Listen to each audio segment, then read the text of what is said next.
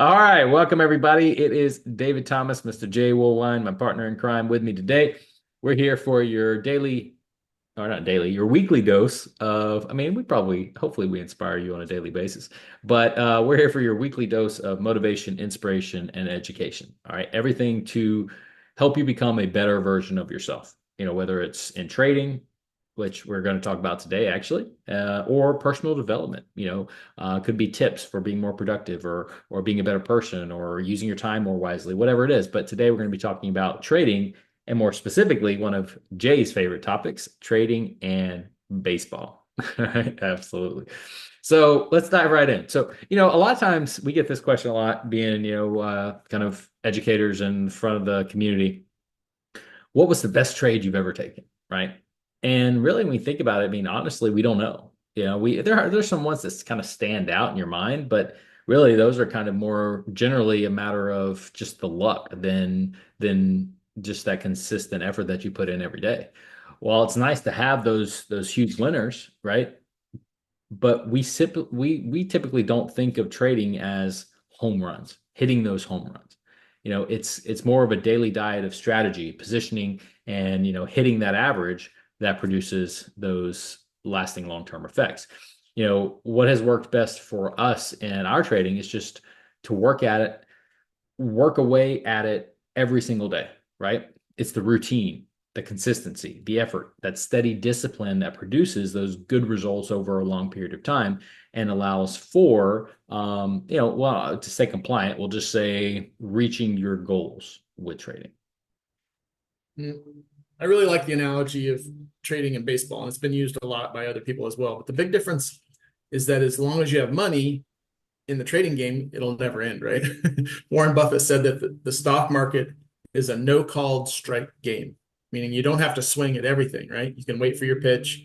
The problem is that when you're a new trader, is that your brain just be like the fans, right, yelling at you, swing, you bum. You want to just keep trading.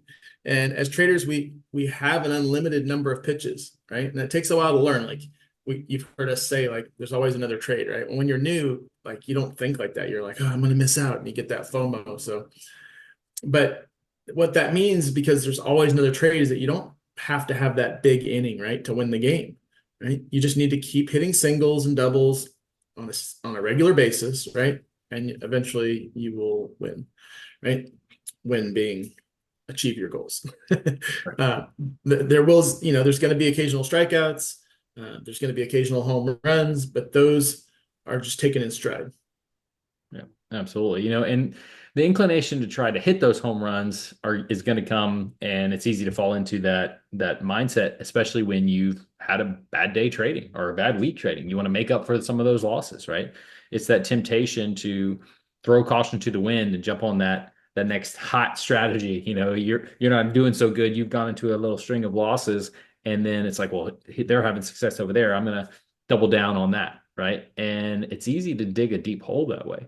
If you really, the best way to know if someone is a good trader, the clue is how long have they been doing it? Because good traders, they don't blow their accounts. They consistently manage their risk and they make sure they stay in the game. How many times have you seen somebody, they're all over social media, they're posting here, they're posting there, blah, blah, blah, go check out this trade, and then they go silent. All right. We've seen it a million times. And the problem with the daily slog or the daily work is that it isn't glamorous, right? It's not as exciting as making that home run trade that people ask you about, right? Or making the big calls and racking up a huge gain, right? I think about my son Jacob. He was a baseball phenom, right? And kids would say, "Jacob, you're so lucky," right? But they never saw that every day after school we'd be at the field for hours. You'd take 200 grounders in every position. We'd be in the cage when it's 20 degrees outside, right? In the barn, hitting balls over and over and over at nighttime, right? And it's not luck, right? Many, if not most traders tend to believe that the point of trading is so that they're constantly hitting those home runs, right? And they end up frustrated with less money to invest because they didn't just do the daily work. Yeah, and that daily slog has, as Jay said, it requires daily effort. Let's look at some of the things that you need to do every day. One, don't be too euphoric about wins or losses. right? Your gains, or don't be depressed about losses. You're not really euphoric about wins, but you don't want to be on those highs and lows. You're going to have both. We talk about it all the time. Every single Friday on the weekly market recap, what do we show you? Wins and losses. That's the nature of the game. Accept the losses as part of the process, and don't start believing that just because you're winning or you hit a string of wins that you're some trading prodigy and you're untouchable now, right? But just stay focused on the next trade. Stay focused on the process. And don't beat yourself up dwelling on, man, I should have done this. I could have done this. That woulda, coulda, shoulda. Don't fall into that trap. Yeah. Number two is to be constantly looking for new trade opportunities, right? And you do that by staying in the market, staying what we call in the zone, right? By being focused on what you're doing. The lifeblood of trading is just the stream of new opportunities, right? I said there's always another trade, and that's so true, right? But many traders don't do that because they don't know how to find them, right? And we used to spend a ton of time going through the charts every day, scanning through dozens of charts, pairs. Now, of course, we have the scanner, right? It takes a lot of that work off your plate, but you still have to go to the scanner and look for those things, right? The hunt for the next trade can be, a lot of the fun that a lot of people end up, but they end up with limited ideas because they didn't actually go and do that work and find out what is available to them. Yep. So another thing you need to do is you got to maintain, and we preach this all the time, maintain discipline and risk management. Slogging away means doing the same little tasks every single day. Make sure that you're, evaluating your entries, evaluating your stop losses. The market is dynamic, right? No two traders or no just the same amount of traders are not in the market at any given time, right? They're always different, which means the market is always going to be ebb and flow and evolving, so to speak. That's why we are constantly doing 25 trade blocks. Well, we say, we trade in 25 trade blocks. So we take 25 trades, evaluate, take 25 trades, evaluate.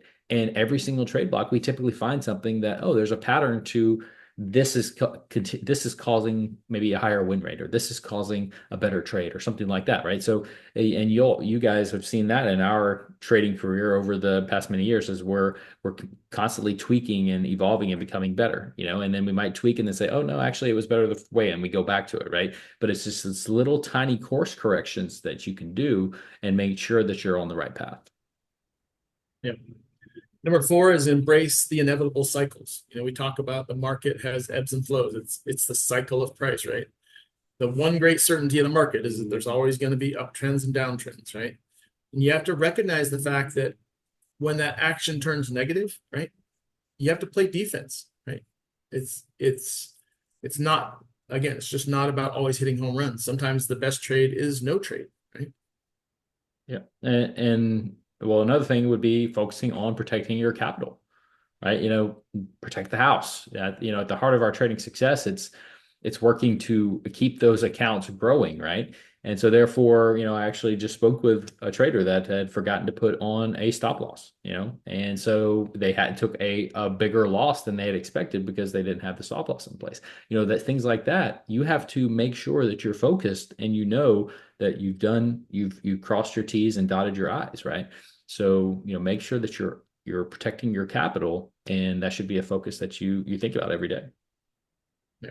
And a daily slog doesn't require that you be a full-time trader, right? You don't have to play every single inning of every single game, right? It means that you make a little effort on a regular basis to ensure that the things listed above that we just talked about, right, are being done, right? Stay focused on the pennies each day, and the successes should be inevitable over the long term, right?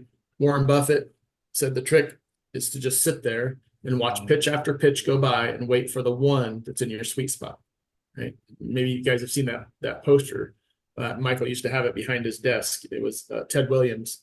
It was like a hitting zone, and at the time, it was like, what's the word I'm looking for? It was like a new idea. I'm trying to think of the word. Oh, groundbreaking. It was groundbreaking at the time, right? Because nobody'd ever seen like a zone, where the ball goes in like hot spots where he'd hit the ball like in this zone and this zone where he was hitting. He had like one zone that was like his hot zone, right? And he would just wait for that one pitch. And that's what Warren Buffett's talking about, right? Wait for it to be in your sweet spot when your brain is yelling, swing you bum like the fans, right? You got to wait for it's there. Yeah. And so, like aiming for that, what's a good average in baseball? You have to tell me. It's like 500. 300 Hall of Fame, 500 would be Yeah. awesome. Yeah. So like if you're aiming for like a 500 average in baseball, the goal, just like in trading, it's not to win every single trade, but it's to perform consistently well over time, right? The trading journey, just like a baseball season of, how many season games? It was like over 100. It's like 160, 162, something like that, Yeah. right? So those require discipline and the goal of winning each series rather than like winning each game. So you have to think of it that way, but stay well informed about the market trends, maintaining this focus, and you can steadily progress towards those big wins, right? Let's say not big wins, but those consistent wins and reaching your goals and the World Series, so to speak Jay's terms, with your trading, and that's what it's all about. So hope y'all got value out of this today. And I know Jay enjoyed it because we were talking about baseball. But we appreciate everybody for watching as always. Hope you got a lot of value. We'll see you guys on Friday for the weekly market recap. Take care. God bless. And until next time. See you guys.